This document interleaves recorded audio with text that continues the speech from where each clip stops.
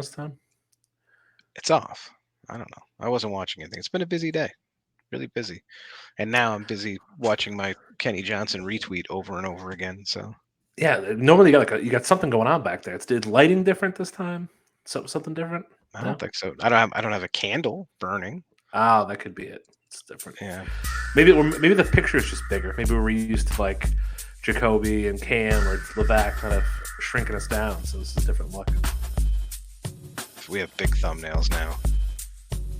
All right, so then we click on that one, and then when we click on here, where's it? Did I delete it back? So here it is. You push on this one, and then you get to say that Rose Bourbon Podcast is a presentation of Godzilla Media. We thank you for drinking with us, and viewer discretion most assuredly is advised. Barry Gadboys, Dan Gadboys, back with you for another edition of the Bros and Bourbon Podcast. How do you make the names pop up there? Remember, sometimes the names are there. Yeah, I think if you go to that... How's that work? This is fun for you. You get to learn how to do a podcast with us. So, because we don't know what the hell we're doing. I'll see, like, usually you click show display names here under brand, and they just, like, pop up. Is it because because of this? Does it come up with that? Wait. There, you put that. Nope. And then that. Oh, put see this here. Wait a minute. Nope. Push it again. Okay. And then if you do that, it goes away. Oh. What'd you do?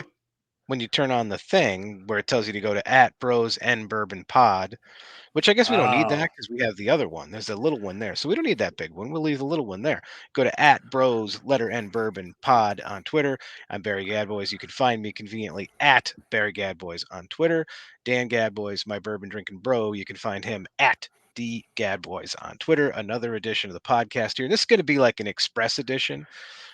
We don't have a special guest tonight. It's just us. We're going to rip through some topics. We're going to tell you about some things that you need to know, inspire you, make you laugh, make you cry, whatever. A little bit of a quicker episode. Still going to be. I'm going to peel back the curtain a little bit here. I think we're both still hungover, which is why this is going quickly. Well, from a lot of things, maybe, right? I mean, it's a big weekend that just went by. Yeah, huge. So, I don't want to say this is going to be quick because we can't get through it, but I'm nursing my bourbon tonight. I'm taking it easy. I'm not going to get that riled up. Yeah, I got like 5 innings tonight, Coach. Skip, I can't go out there and give you 7. I give you 5 innings tonight. That's all I got. Right. All right. So first thing. Yeah, Saturday, big day in the capital region. Dan, what happened?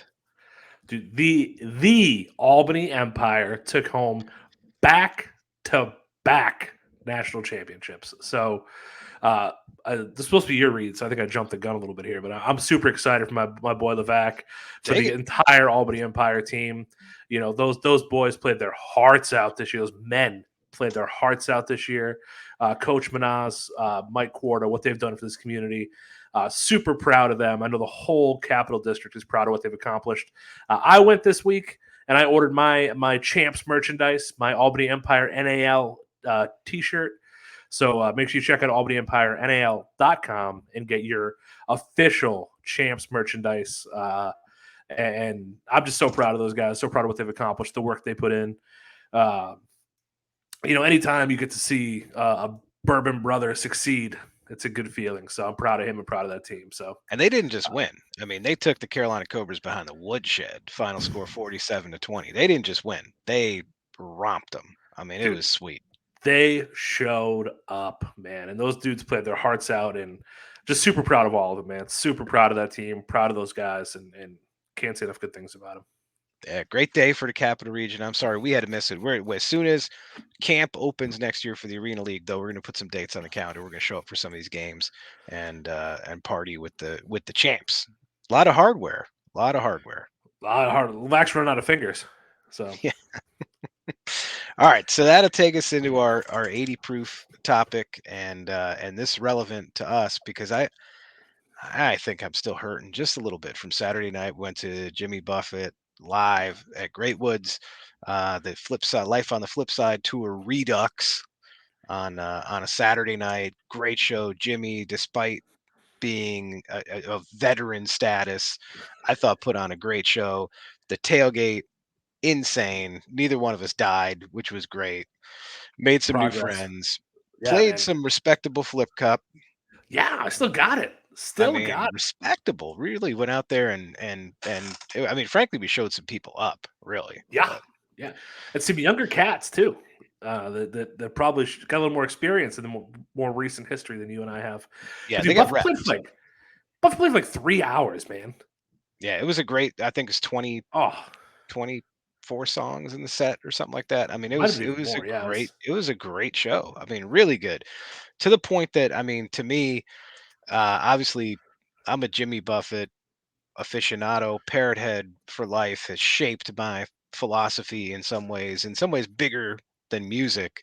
Um, look, is he what he was when he was even, God, 20 years ago, right? When like License to Chill came out and he was in his 50s. I was like, well, how much longer is he going to do this? He's done it for 20 more years. dude, I mean, and it's killing it. such a high level, man. I mean, you and I saw the Rolling Stones back in what 07, 08? That's right. Yeah, yeah. And dude, Jagger was just like he was like a statue, right? Like I don't think he had any idea where he was or what he was doing or what was going on. I don't think he moved throughout the show. But Buffett, man, he's bouncing around, no shoes, having fun. I super impressed. It was a great show. If you haven't been to a Buffett show, it should be bucket list for everybody. Just the experience, let alone the music. How'd your tailgate clean up? Did it clean up okay? Not bad. Wow. I gave it a good scrub and then I left it out in there. I took the tonneau cover off for the rain. Oh, okay. It just kind of washed everything away. So Set it up. I know we didn't plan out our grilling. Tailgate wise, we didn't plan out our grilling properly. I was more concerned about having the right beverages. Well, we had that. I Yeah, think we we did had have that. that. Yeah, no, it worked out good. We had some tequila. We took a trip straight to Margaritaville. But man, if you got a chance, there's a couple shows left on the tour this year. I hope next summer Buffett's back out. You gotta, even if you're like, I don't love Jimmy Buffett, you will enjoy the show. You'll hear more songs than you think you will, and the tailgate is bananas. It's the best tailgate. So much fun. So Yeah, it's much fun. awesome. All right, so that means because we're gonna do an express show, we're gonna abbreviate the show. We're gonna hit real quick. Summer concerts to me inextricably linked. Like summer concerts are the best thing. I've had a great run. I have one more coming up Labor Day weekend for me. But so you're of it doesn't have to be limited to summer, but the top 5 shows that you've seen, your top 5 artists. This tough one. Yes. So for me, I kind of concerts are summer to me. Um, like that. So many years. That's what you do, right? Up in the Northeast, you get some great weather, find an outdoor venue, and just have a blast. So I would normally put Garth and Eric Church on my list, but they're off because those were winter concerts I saw at an indoor venue. So I pulled those two back. I went all outdoor with my top five and all summer. So Okay. number 5 concert for me was Pearl Jam at Fenway a few years ago. Really cool show, great band, so much fun to see live. And as terrible as the acoustics are at Fenway, which is not a great place to see a show, uh, Horrible. they were fun. It was cool. The atmosphere was awesome. So Pearl Jam is number 5 for me on my list.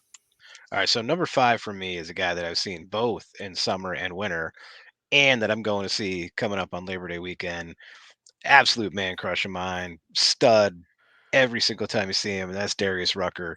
I saw him a couple years ago on the Hootie and Blowfish reunion tour. They were great. His solo stuff's amazing. He's just a great entertainer, connects with the audience, pure heart, pure balls. I mean, just love Darius Rucker. And I'll 2 weeks or whatever, I'm going to see him one more time up at Meadowbrook in New Hampshire. So I mean, I am so stoked that that's the show that's going to wrap up. I'm not stoked that summer's ending. I'm actually morbidly depressed, but I'm excited that that's the show that we're going out on this summer. Darius Rucker, number 5. Yeah, I don't know if you've shout out to the other Godzilla Media podcast, but Gaz did a show on Getting There with Gaz with Sean McMaster, who's a staple up here in the capital region. And Sean actually talked about Darius and did a fantasy football league with Darius, and a pretty cool story. Nice. Really had a lot of great things to say about Darius. So if anybody's looking to listen to another great Godzilla Media podcast, Get In There with Gaz was a 2-parter with Sean McMaster today. So check that out. I'm going to download it right now. Number 4 on my list, this just felt it's another Fenway Park concert, but it just was a cool show, was a lot of fun, and that's Billy Joel. Saw Billy Joel at Fenway. Seeing him at Fenway, the New York guy, felt pretty cool, like he was cheating on his wife a little bit. But it was a good show. It was a lot of fun. He played forever. Just the guy's amazing. And, belting out some Billy Joel songs behind third base was a pretty cool experience for me. So Billy Joel's number 4 on my list. All right, that's solid. Billy Joel, man, that's some high heat. You can't go wrong with Billy Joel. Number 4 for me is the biggest surprise I've ever seen live, and I went to see these guys because I was going with other people who wanted to see them, and then I ended up seeing them again. Biggest surprise I've ever had, and I kind of fell in love with them after seeing them live, and that is a band out of Denver, Colorado called The Fray. I mean, they had some good poppy stuff on the radio, but man, live performance, and I actually saw them once at Jones Beach. Live performance, they bring it. They bring it. Solid show, hours and hours, and they sound like they're a band that it sounds like you just transport them from the studio, and their live show is just perfect, pitch perfect, musically perfect. They crush it. Had a great time, and I so much respect for what they put on, because you think they're like this poppy thing, and all of a sudden it's piano. The range is crazy. Great shows. Awesome. All of our mid-30s listeners are going to be super stoked to hear The Fray on here. So you know our demo. You got that down. And keeping with that outdoor summer, I'm going Kenny Chesney at number 3. I don't always love Kenny. Sometimes it gets overplayed. But, man, that Kenny concert, dude, you're down. Last time we were down in the Sandbar, standing room at the Pit. Amazing show. He does such a good job. He's so engaged, and the music's so chill. It's, in New England, he's always there at the end of August. Does Country Fest, has some awesome opening acts. And for a long time for me, that was the peak of summer. Was going, you saw Miranda Lambert open, Eli Young Band, Eric Church. Eric Church and him actually did what's that song? I'm drawing a blank on it, but they did a song that he's actually put out since then. But you're at Kenny, you're at Foxborough, you're at Gillette Stadium. You hear Red Sox cap come on, and she's from Boston, and you feel really it's the pinnacle of summer in New England. So Kenny is number 3 on my list. I went to Country Fest once, and I remember 0 shows. But it was fun. Actually, the Country Fest I went to, my number 3 artist was an opener for Kenny, and that's the Zach Brown Band. Zach Brown took an odd right turn musically one album ago, and made probably the biggest steaming pile of shit in music. I really respect somebody getting out of their comfort zone and trying to do something different, but sometimes leaving your comfort zone just results in abject failure, and that's what that sort of electronica EDM Zach Brown album was. Incredibly bad. Having said that, some of the best country music in the last 15, 20 years, Zach Brown Band, seen them live a bunch of times. They could play everything from Bare Naked Ladies to Metallica to their own stuff. They're crazy. I got engaged at a Zach Brown show. So, yeah. I mean, but pound for pound, Zach Brown is at the top of the list. They kill it with the covers too, which I like. You don't see that at a lot of concerts, but they kill it with covers. Yeah, and it's like they hit them at the right time. They just throw it in there. It's a cover that they crush, and then they're right back. It's perfect. Their live shows are just perfectly produced. Yeah.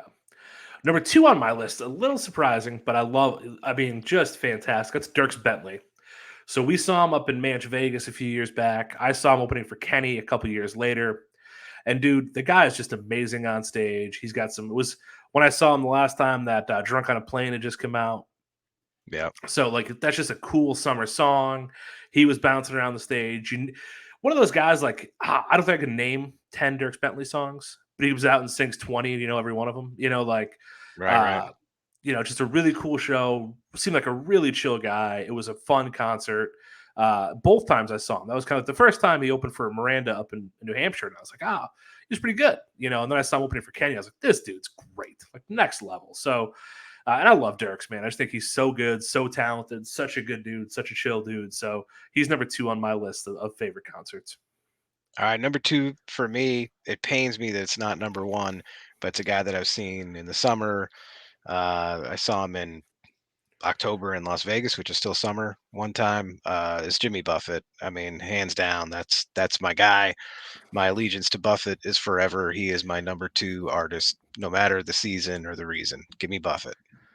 Yeah, Buffett's my number 1. I'm picking back off you there. He's my Oh, number 1. I just that was such a fun show this weekend. When you talk about live concerts, right? It's a day, man, and you get to go, you tailgate, and the people at a Buffett concert. Like I've tailgated a country fest. I've tailgated. Yeah, there we go. it was a good show, I That guess. was a Look at great that. show. We had fun. Looks like with our close friends back there. Yeah, yeah. I've tailgated some cool shows, but everybody at Buffett is friendly. Everybody at Buffett's there to have a good time. Everybody at Buffett's there to just connect with people, and then the show. Like to me, the concert's amazing as a standalone, and that's 30% of the day, right? And like, Yeah. I loved it. I'm glad I went. It was so much fun, and for me, that's number 1 concert. Again, not just because of the show. The show is amazing. The show is great, but the people, the experience, the tailgate, out of the park. Number 1. Love it. Love it. So my number one to me is the single greatest entertainer of our lifetimes. It's not Michael Jackson, it's not Whitney Houston, it's not Bruce Springsteen, it's not the Rolling Stones. The greatest live entertainer, greatest artist of our lifetime is Garth Brooks, hands down. And although I think it was winter when I saw Garth at the Garden last, he is insane, just insane, has revolutionized in some ways music, changed country music, sold a billion albums, sold out a billion arena shows. Like this is a guy who could do 5 shows in 2 days and sell them all out, and you will get his best. You will get him balls out for five The shows in That two man's days. ability to bounce around a stage and sing and belt it out and play for hours, and then do it again the next night is on. I could not. It is not. He's not a young chicken. He's got to be what, 60, 55, 60. Close. He's close to 60, I think. Yeah. So for that guy to do what he's done, he was on my honorable mention list because I went a little different direction. But amazing show as well. He does a great job. Garth Brooks turned 60 in February. So he is 60 Did or years old. is 60 Is. now? He turned 60 in February of 22. So we saw So him. What was that? 2016. We saw him. something like that. So we saw him when he was Yeah. 54, 55. Right, look, and this is a guy who's so prolific. I mean, part of the thing with him is that he just at the peak, right, of selling out tours, shows all over the world. He just said, "I'm gonna take a break. I'll see you later." And in And some here's ways, Chris that Gaines. created right. Well, I so listen. This is a whole other podcast. I love Chris Gaines. I love the album. I think it was musically different. It was risky, but it was very good. And Garth should bring it back. Bring back Chris Gaines. Now's the time. All these independent media projects and streaming platforms, somebody's going to make the damn Chris Gaines story. Bring it back. If the movie had happened, it would have been a lot better. Bring it back. Make it. What's Garth doing? He's got the money. I'll come make it. All right, you want to take this one? Sure. Yeah. I love these guys, man. So summer is winding down. Oh, you made me have to say that, didn't you? Summer's winding down. Yeah. But you can feel the heat here in upstate New York, and thank God it's still here. If you want to stay cool all summer long and into the fall, call Johnstone Supply in Troy. Ask the team at Johnstone Supply about their high efficiency central AC systems and ductless mini splits. Goodman, Fujitsu, Westinghouse, they're in stock and they're at great prices. If you need someone to help you install a system, they do that too. You heard George on previous episodes of Getting There with Gaz, and you've had a chance to learn his story and learn Johnstone's story. You know what they're all about. So stop in, find out more about their great service and products. Give Kev, James, or Bert a call. They can help put you in a cooler place this summer. So stay cool all summer long, stay warm all winter long. Call Johnstone Supply in Troy, 518 272 5922. You can visit them. 2600 6th Avenue in Troy. Get that new system today by calling 518-272-5922, or you can connect with them online, johnstonesupply.com, or on social media, they're Johnstone Supply NY. Well done. All right, 90 proof. Turning up the heat here. So Barry, where's your future ex-husband? Where's TB12? This is, and I knew this was taking a turn today because on fan side there's a the Bucks blog is called the Pewter Plank, and I saw posted from Rob Leeds on the Pewter Plank. Is it time for Bucks fans to worry about Tom Brady? So it's one thing, the haters and some of the national media, right? They don't. I get it. Brady is the Ric Flair. Brady's the peacock. Brady's the champ. He's the good-looking guy, steals all the girls, scores all the touchdowns, has all the rings. But now you got the Bucks fan blog now asking if it's time to worry about this because the team, look, for whatever's going on, the team has obviously somewhat mishandled it. Todd Bowles, first season as a head coach of that team, maybe has not handled the situation well. Maybe Brady could help the team out by saying something here. But in reality, you have the greatest quarterback of all time, hands down. He's in shape. He's ready to go. I know everybody's worried because the offense has changed a lot. You got what, three new guys on the offensive line. Gronk's retired. There's new players in the mix, and you got to have some synergy. This is an all or nothing win the Super Bowl season for the Bucks. They're certainly not building around Tom Brady, but Brady is going to be fine. Brady's going to be fine. This is much ado about less than nothing. Is it? Less than nothing.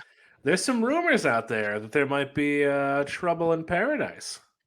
I know. What kind of rumors? So I mean, I'm not sure if you followed this, but Giselle's birthday, every year he puts out a pretty nice, pretty thoughtful, usually I think in a little Spanish, uh, birthday message. This year's birthday message was like a sentence, like, "Hey, hope all is well. Take care of the kids. Pat me on the butt when I get home." We So, we all so get Brady, busy. so Brady retires. Giselle's happy. Whatever happens with that Miami situation and Sean Payton happens. Brady realizes he's stuck, still wants to play football. Giselle's a little out of the loop. Brady comes back. Giselle's not happy about it. Now we are deep in a training camp. He has been home since who knows when. Kids have been all Giselle. She's frustrated. She's irritated. Tommy, come home. We need to figure this out. We got to take a break. We got to stop what we're doing and fix this. And look, TB12 might be fine, but he might be back on the market pretty soon. Maybe he's maybe it's time for a newer model. That might be. Listen, it's not like we're playing regular season football and he disappeared. This is training camp. This guy has been a professional quarterback, won his first Super Bowl 21 years ago. With a new head coach and no Gronk and no The AB head coach has been part of the system, on the other side right? of the ball. Part of the system, knows the team. Brady does not need the reps. Brady's fine. Brady's distracted, and that's a problem. And if they Brady's don't fine. get this sorted out, it's going to be a real problem for Tampa. He's 45, man. It's all about focus now. It's all mental. He's not a Do you young think pup for anymore. 1 second that Tom Brady is the only reason that Tom Brady is Tom Brady is because of his level of mental preparation and focus? And you don't And think this, Giselle walking out the door is going to mess that up a little bit? I don't think. First of all, I don't think Giselle is walking out the door. Well, Giselle has been. Look, she almost assaulted Wes Welker after the Super Bowl in Indianapolis. She cares a great deal about Tom Brady's football career too, because it's what drives Tom. He's taken this time to go be with his family because he is, to your point, he's going to go down this 18-week rabbit hole, 22 weeks if they make the playoffs, and I assume that they will and go deep in the playoffs. These guys are going to be fine. The team's getting reps. Brady will slide right in just like he always has. Going to be fine. I don't now. The shame of it would be to me if there's any truth to any of this stuff, and I say there's not. But if there's any truth to the rumors and Brady is distracted, quits on the team, falters in his final season, it would be very sad at 45 to tarnish the single greatest career in National Football League history. And I think if nothing else, he's conscious enough of his image and his brand to not let that happen. it's easy to say, man. Remember Tiger Woods? What happened when his marriage fell apart? Yeah, so Tiger Not Woods. good. We're talking about a Not good. guy. Tiger Woods and Tom Brady couldn't be any more different. Tom Brady is not I banging think waitresses in the Perkins parking lot. I mean, that A is. A A. You don't know that. We don't I do. know. You do know that. You I'm know not that because if it sure. was happening, you'd know that. I'm just saying. Woods, top of the game, amazing golfer, breaking all the records. Fall out with his wife one Thanksgiving weekend, and he is never the same. All I'm I saying right now is this Thanksgiving '09? I don't know. It might be. Two different guys in two very different places in their lives. I'm just I saying. that's Tom Brady, Tiger Woods, a lot of parallels. well, we'll see. The season's about to kick off. We're about to get on DraftKings and start looking at. I take Brady high. To me, I take Brady high. Brady is going to be throwing bombs. Yep. He's back because he's got shit to prove. He didn't come back just to screw around. He's back because he's got something to prove, We'll at see, least to man. himself. We'll see. All right, 100 proof, Barry. So what came out today was the CDC was too slow. Yeah, I saw this. So Rochelle Walensky, who I don't think should be allowed to run the medical tent at your local road race, who is the director of the CDC, has come out and announced that the organization is going to go through a big shakeup in the wake of COVID. I think we can all agree that the CDC did an incredibly poor job of setting this country on fire. I mean, leading this country through the COVID-19 pandemic. But some people seem to think that the agency was a little too ponderous, a little too focused on the data, and that they didn't act quickly enough to set yours and your children's lives on fire. So experts at the CDC say they were slow to recognize how much virus was coming from Europe. They were slow to recommend useless face masks, and they were slow to say that the virus can spread through the air and ramp up systemic testing. So the funny thing is what the CDC learned from COVID is that they didn't do enough of the things that they failed at fast enough. That's what they're saying. The CDC the CDC has effectively led us to this place in time where the strongest economy in American history has been leveled. School children are set back emotionally and academically by years. By years, they have been the architects of this disaster, and some people, including the idiot that leads that organization, their only takeaway is that they didn't do more fast enough. That's a disaster. The CDC needs to go back to having an advisory role. The CDC should not be making policy. The CDC should not be mandating how individuals take care of their health. And the fact that this is A, the takeaway, and B, what they say publicly is freaking terrifying because the next thing will only be worse. Wow, you're coming in hot here. I wasn't ready for that. Jeez. Uh, Walensky's quote today, I think I said this to you before, but for 75 years, CDC and public health have been preparing for COVID 19. And in our big moment, our performance did not reliably meet expectations. A lot of words to say, we failed, right? And I agree with you. I think they're looking at this from the wrong we failed perspective. But I would still argue, uh, even if what they think the right thing to do was, she's right. They failed, right? Like we didn't react fast enough. We should have closed down faster. We should have done more to isolate in the beginning if that was the approach we wanted to take. And we didn't. And my point I take out of this is they had a lot of time to plan for this, right? And they really 75 years they've been ready for a pandemic, and they get it, and they effed it up on both sides, right? So we look at it and say, whoa, whoa, reel it in. The other side of the aisle is going, whoa, whoa, wait a minute. Why did that take so long? At the end of the day, nobody's happy, right? Like that's the ultimate failure is nobody can sit here and say, wow, they knocked it out of the park. Because when you do have partisan politics, and it is part of the government, so it is political, typically somebody can at least say, well, you know what? That was what we wanted it to do. That was what we expected. That's what we hoped for. Maybe it failed, but that was the goal. They didn't even meet their own goal. So the overhaul here, I don't understand how you overhaul from the bottom up. That's a very interesting overhaul technique for me. I've never heard of that. I don't know if this is Walensky's effort to maintain her job and keep her job, but I've never been like this organization has an issue. Let's go fire the guy at the bottom. Uh, I don't Right. understand how that works. This hotel is not performing well. The doorman must go. Yeah, Right. right. Like it's insane. So I think there's real issues there. The other piece that's concerning to me is changing the agency's culture. Like what CNN reported that they need to do that. what is happening within the CDC that they have these massive culture issues? And I maybe I'm ill-informed and I don't know enough about it, but uh, this is a problem when it sounds to me like there's mutiny on the ship. The people are upset. They're not where they were supposed to be. And this is the captain of the ship going, well, it's all you people's fault. So you guys figure it out, right? That's what this is. How does Walensky not fall on us? So how's she not going overboard here? How's she not walking the plank? Well, I guess, I mean, look, I think she hangs around until the election, and if Joe Biden is wheeled into another term, I think that she'll walk away at that point.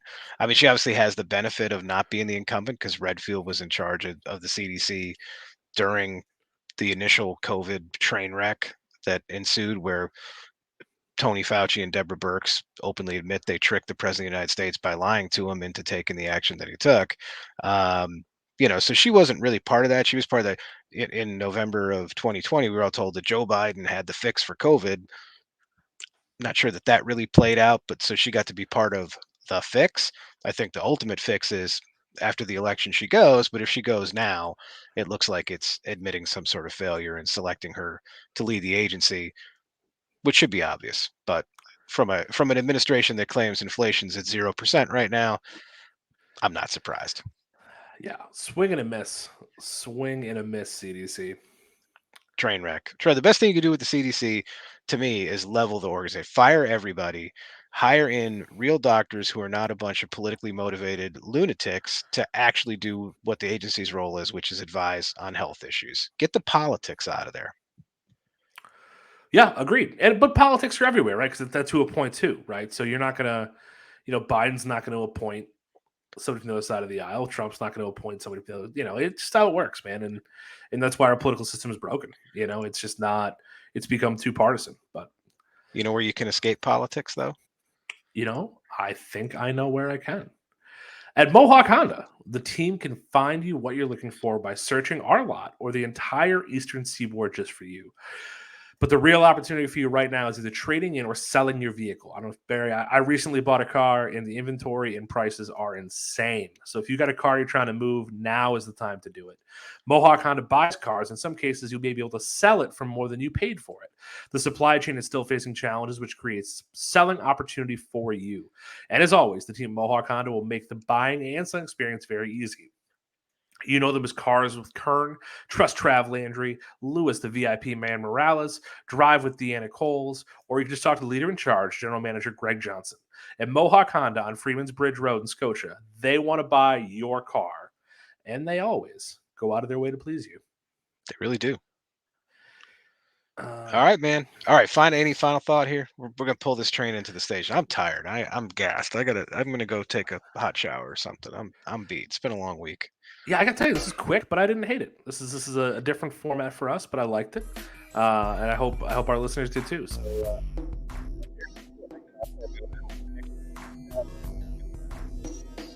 On. But the great thing about podcasting is you can break it up. You don't have to do the whole marathon, right? So you got a half hour here, half hour there. You commute to work, whatever. Break it up. Enjoy the podcast for what it is. But mostly, man, get out there and enjoy summer because it is slipping away so freaking fast right now. I'm terrified. You know what I did today? I emailed my old. The company that did my landscaping sold me to another company that now does my landscaping. They're great. I actually like the new company better, so it worked out. But I realized my old company also did my plowing here in New Hampshire. So I had to send an email to my new guy. Yeah. And I'm like, I hate sending this email so freaking much. But are you going to plow me this winter? Because I got to get out of this house. I got to be able to get on a plane and go to Florida. That's exactly what Giselle just said to Tom. Are you going to plow me this winter or what? And you know what? Tom said, I got football, baby. Get that Albany Empire merch. Yeah, get out there and get it. Congratulations, Levack, all the guys, man. Albany Empire, representing the Capital Region. Awesome stuff. We love it. It's Bros and Bourbon Podcast. We are going to check on out of here. We'll see you next time. Thanks to everybody at Godzilla Media.